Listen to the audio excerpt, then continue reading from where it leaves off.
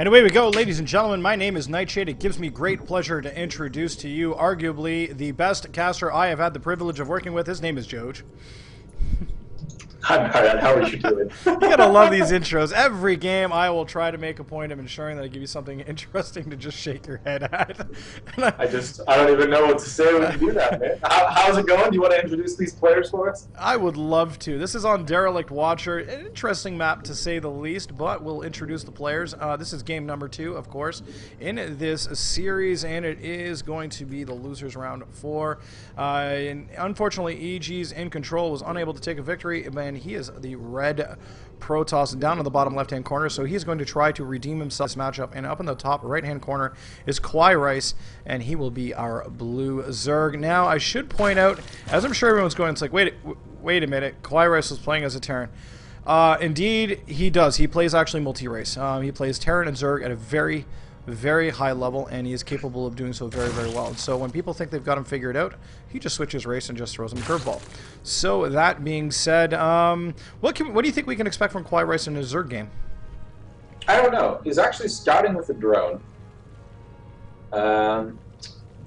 He's drone scouting. That's not something that's pretty typical of PvZ. It's relatively normal to just have overlords do the scouting for you. But it looks like he wants to hatch first. That's what I'm seeing. There is a pylon down for Incontrol that makes it look like he wants to do Forge first. So Forge first versus Hatch first favors Incontrol. I would guess, yeah. Okay, so Kawaiirice just says, okay, I'm not going to really fight before it. I'm going to throw down a pool behind this. And because of that, EG Incontrol says, you know what? Okay, fine. You delayed your pool enough, your hatchery enough. I don't need to punish it. I'll go Nexus first right away. No big deal. So that works out for both players. But Incontrol's getting a little bit of a build order, quote unquote, advantage. It's not really that much. It's just kind of the optimal way of doing it. And I want to talk about Kawaiirice switching races like he did in the middle of the best of 3. This is something that is pretty much unheard of in professional play. People don't like learning multiple races because they feel like, oh, I have to learn 6 matchups instead of 3. It's way harder. I don't want to do that. How could you? It's very useful because in this case, you can see that Incontrol opened in the first game with an aggressive build. And in any of his other series, Incontrol opens with an aggressive build and then plays standard in the second game versus what he gained from you, the information that he gained from you in the first game. But because Kawaiirice has swapped races, the information doesn't necessarily apply. So this could work out very well in Kawaiirice's favor because Incontrol would be relying on some tells to be useful from the first game that just maybe not be there. So this should be an interesting game, to say the least. Yeah, absolutely. And taking a very, very quick third, sub 5-minute third base. I think he feels that he must obviously feel that he's confident enough that he can be able to hold all of this. And I think he's right. It does not look like that Incontrol has no military as it sits right this moment. I'm not seeing anything right off the get-go. He's got a couple probes tearing around the map, but nothing else. An Overlord is floating over in the natural, sees exactly what's going on. So Kawaiirice is making a very good, informed decision as to where he should go. And by grabbing that quick third, we'll give him the additional economy very, very soon, but more importantly, the additional larvae to be able to mass up a very, very good force.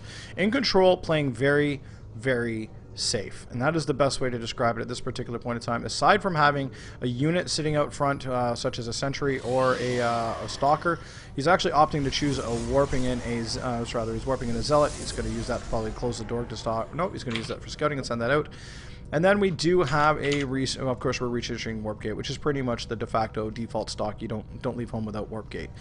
So some Zerglings are going to poke the front door, take a quick peek. You see that there's a photon cannon, and I'm sure they didn't like that, so the one does run away. Yeah, and Kawaiirice is going for some kind of interesting gas timing. So you got 1 gas at 5 minutes, and you got another gas at 5:45. That's much earlier than you normally see off of a standard 3 hatch before gas.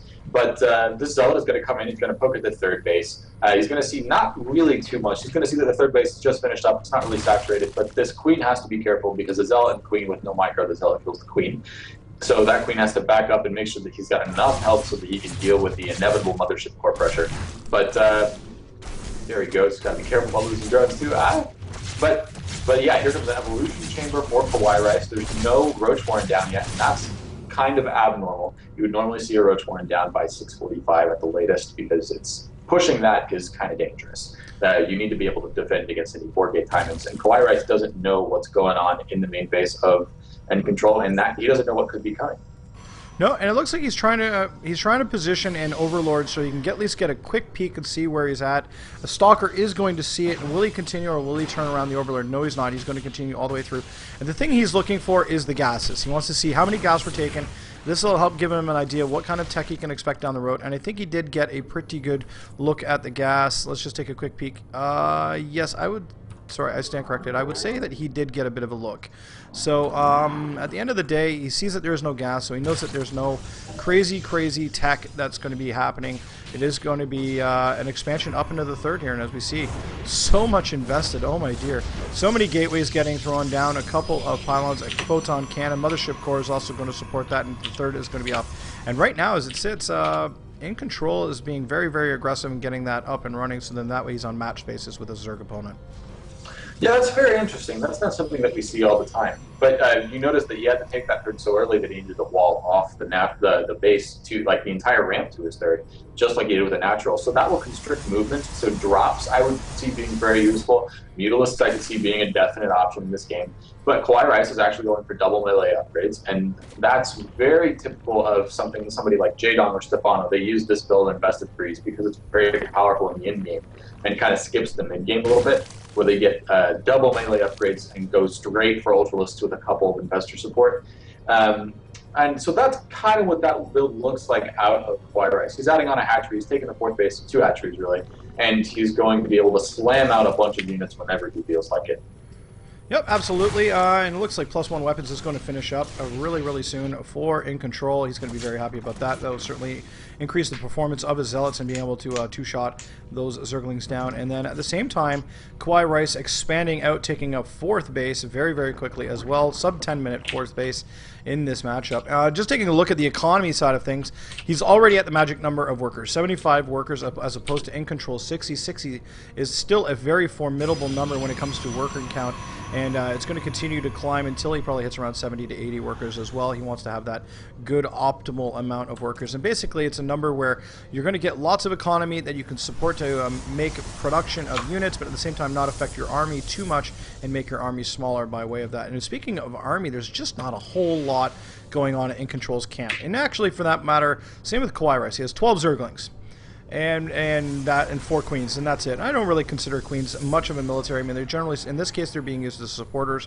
for the hatcheries themselves. So 12 Zerglings as opposed to 7 Zealots, 1 Stalker, and of course a Warp Prism. And just up here, the Warp Prism trying to get some action going on. Of course, the Zerglings are going to chase it around a little bit. There's now 40 in total on the map. More and more of them hatching out, more and more upgrades going down as well, as you were mentioning. +2, looks like Ventral Stacks as well as Overlord Speed have been completed, so I think you are right. Drop play is something that we can expect in the very near future, as well as it looks like Centrifugal Hook, so Banling Speed as well. Banling Nest is already completed. Yeah, you know, I'm very inclined to believe that this is going to be a Banling drop play that we can expect out of Kawaiirice. Yeah, this is really weird, and I'm really excited about it. Banling drop in terms of actual army engagements is something that's vastly underused because it's incredibly difficult to actually handle. Demaga is a big fan of it, or was a big fan of it in Winds of Liberty. He's kind of phased out of that style for a while now. But Banling drops usually rely on roaches and infestors to hold the army still. I'm not quite sure what this be. This does look like a very mid-game, layer-heavy aggression type play because there's a Spire coming up right after this. And no infestation kit. Actually, there's a Hydralisk den coming out of it too, just in case. That looks more like, you know, just as emergency defense rather than anything else. But Overlords are positioned around the map. Banelings are being morphed in a couple of different locations. I mean, this looks like Baneling drops on the mineral lines with Wings follow-up. And what's interesting, though, is that Ichi Incontrol, while he doesn't have an army that's really suited for dealing with drops, he's got an army that's really suited to killing Zerglings. He's got Archons, Colossus, Zealots, so many Zealots with charge, a Sentry with some force field energy. He's going to be in a great position to deal with Zergling Baneling on the ground. But if they drop, he might be in a lot of trouble. Yeah, absolutely. And realistically, his military is completely out of position to be able to address all of these banelings as they're folding on over towards the third base location. A quick warpin is going to reveal that the overlords are there, and as you can see, the banelings are starting to drop. And over in the main, same thing goes. Incontrol is now aware of that as well, and he is going to be dropping off that cargo, and they are just going to go to town working on everything. Zerglings and banelings in both the third and also in the main as well. Meanwhile, there is a full frontal attack here by Incontrol that has been completely shut down for the most part, save for a couple of Archons and that Colossus, which ultimately does fall. Does unfortunately not get picked up, and these Archons are going to have their hands full working away on some Zerglings. No, indeed, they just get picked up by the Warp Prism and head on back to help take care of some defense. Meanwhile, back here in the main, not a whole lot going on. Looks like a lot of the workers are still surviving. I just want to take a quick peek look at the workers kill tab. Virtually no workers were slaughtered in the process of those 2 drops. So very unfortunately, a lot of investment made by Kawaiirice, but unfortunately, he did not get a return on it. Well, that's okay. Like, he didn't do a ton of damage with that, but he can, A, continue to drop, and B, he's now made it so that Incontrol kind of has to prepare for more drops because he knows that drop pick is on the way. But Kawaiirice is not going for drops. He's going for Mutalisks. There's a Mutalisk swap, and there are 20 Mutalisks coming. This is going to be so terrifying if you're Protoss. If you're Protoss, the last thing you want to see is 20 Mutalisks when you don't have a Stargate, and you don't even have Storm. All he's got is an army that with a couple of Archons. This is so scary. Incontrol is in a really bad way. Yeah, and these Zealots do not shoot up. There's a lot of them, but they do not shoot sky units. The only thing that's going to be protecting these against air is all of these Archons, but against 20 Mutalisks, oh my goodness, that is just like the ultimate harassment team, no one to man. And just waiting for them to pop here, actually. Where the heck are they on the map? Let's just see if we can find them. Oh, there they are. They are intercepting a lot of the, well, they're intercepting the Warp Gate first, or rather the Warp Prism first, and then they are going to start taking care of a lot of these Zealots that are on the ground. Meanwhile, at the front, in the right dead smack in the middle of the natural, is a pile of Zealots working away. They're going to be targeting down the Spire as well as workers. Archons are there. They're visiting as well. Nice force field on the ramp. It's going to keep the Lings out, and it's just basically Archons versus Mutalisks. That's not a bad exchange. Archons are going to do a pretty good job taking care of them, but unfortunately I think they're ultimately going to fall. But they are going to exact their damage on those Mutalisks. And as you can see, the Spire has been knocked down, and Zealots are doing a lot of damage in this natural base of Kawaiirice. Incontrol must be feeling pretty good about it. He is losing a lot of forces in the process, but he has killed off a tech structure, killed off a lot of workers, and be able to do a fair bit of damage. But meanwhile, over on the left-hand side of the base, there was a bit of a drop action, but unfortunately didn't, again, do too much. As you can see, the workers going back to work. Yeah, and I think you're right. Kawaiirice is not happy with how this game is going. He's got great creep shred, but he doesn't have an army that can actually stand up and fight against a standard composition from Protoss. All of these pushes by Incontrol, they've been rebuffed, but that last one did quite a bit of damage, and so Kawaiirice is forced to drone a little bit, and he doesn't really have the time. He needs to be making an army. He needs to be making something that can deal with this. He's kind of saving money and pooling money for more Mutalisks, and so when the Spire is done, he'll be able to, crap out about 15 Mutalisks to go along with the 7 that he already has. And really, Incontrol is not set up to deal with that very well. And yeah, here comes Mutalisk right now. They're going to start harassing. Zergling drop with Mutalisk to deal with Stalkers incredibly well. This is very awesome play. I love seeing drops of Zerg, and this is doing a really good amount of damage. You can just back out with the Mutalisk and sacrifice the Zerg, and that's exactly what you need. Yep, absolutely. He's very happy with this. This is a good trade for Incontrol. Kawaiirice not too thrilled, I think, with that. Still kept the Mutalisks alive, which is good. But the same token, throughout all of this, Kawaiirice is able to expand again. Oh, look at the bottom right. Look at the bottom right. There's a ton of workers there. Banelings. Oh no! Oh man, there was a lot more workers there now, but they all. I apologize. Couldn't get there in time. I was looking at the other base. You told me to look bottom right, and there was. Oh, I feel so bad. Viewers, I apologize. But meanwhile, at the same token, there is a huge force moving. It's massing in the center. Zealot and a Stalker. This will actually do very, very well. A nice blink forward as well, trying to take care of some of these Mutalisks. And there's just not a whole lot of defenses here. I mean, there's good static defenses here, a lot of spine crawlers. But as it looks like, Zealots and Stalkers are going to transition up towards the Banlings. And Banlings not so good against Stalkers, Archons, and Zealots, especially when they have 3/3 upgrades.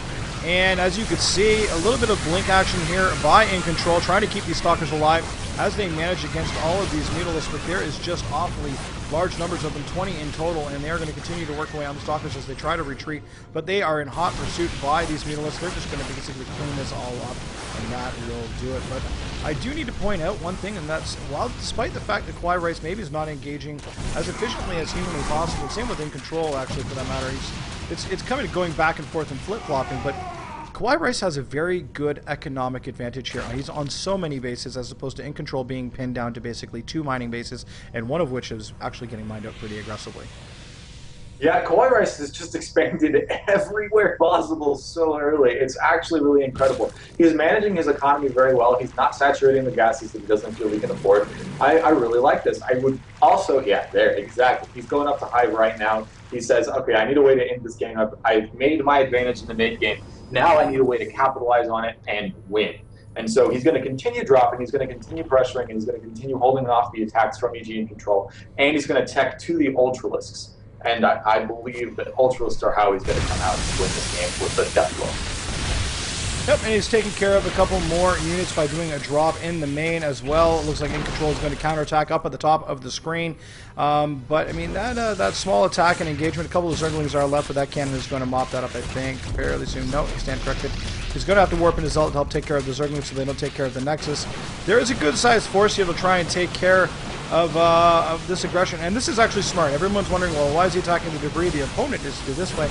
This is actually so he can get a faster escape route. So if he can attack this, and then he can back straight on out. He's not having to take the long way. Or actually, it stands corrected. He looks like he's just going to say screw it. He's not going to even bother attacking at this point. Archons, 3-3 Archons versus Stalkers.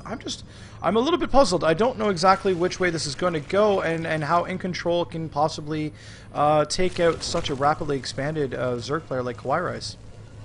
I don't think he can. At this point, it's a little bit too late. It's too little too late. There's so many Mutalisks. There's going to be just shy of 30 Mutalisks with 76 Zerglings, 30 Banelings, and this army, this gateway-based army, I mean, while Archons and Stalkers are good against Mutalisks, and, you know, they'll probably snap the base or two, this army is going to die, and it's not even going to be close. Yep, however, it looks like Kawaiirice is very much content in allowing this base to die down here in the bottom right-hand corner. Certainly he doesn't need it. It's nice to have, having that additional income. But, I mean, he's doing very well. He's floating 1,000 minerals. He's floating 0 gas, though, unfortunately. He's basically spending gas as it comes in.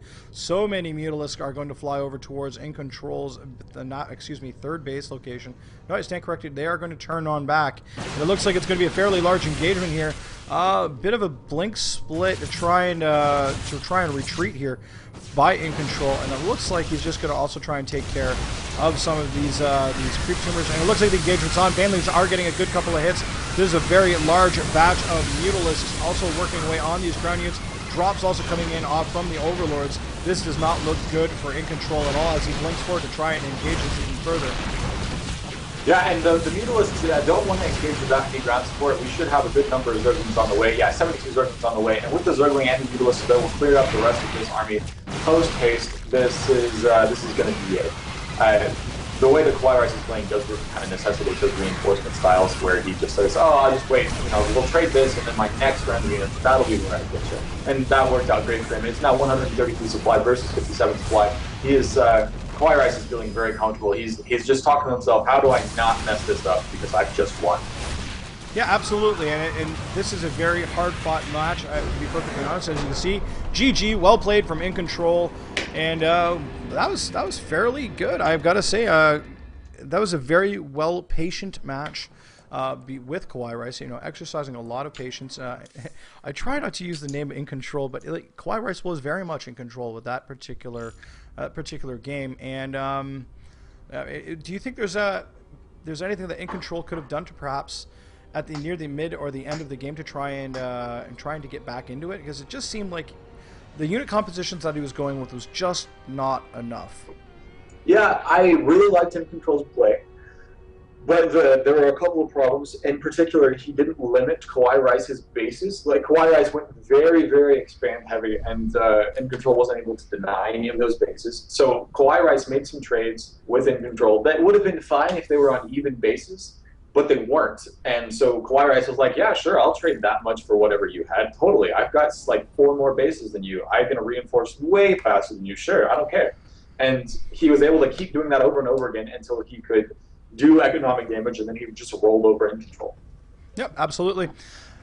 And so that will do it for this particular round. Obviously, Incontrol is knocked out of MLG Spring Championship in Anaheim. That is unfortunate for him. The captain of Evil Geniuses will have to sit on the bench and help out his fellow colleagues and his fellow players. And whereas on the other hand, Kawaiirice is going to be advancing in the losers bracket. That being said, he will always be 3 games away from possible defeat and ejection from the tournament. But that being said, from the way he's playing right now, he's looking pretty strong. Yeah. And guys, we're going to go to a commercial break, and then we don't have our next round, our next games announced to us yet, but as soon as we know, we'll come back, we'll let you know, and we'll get into that as quick as we can. Thanks for watching, and we'll see you guys after the next commercial break.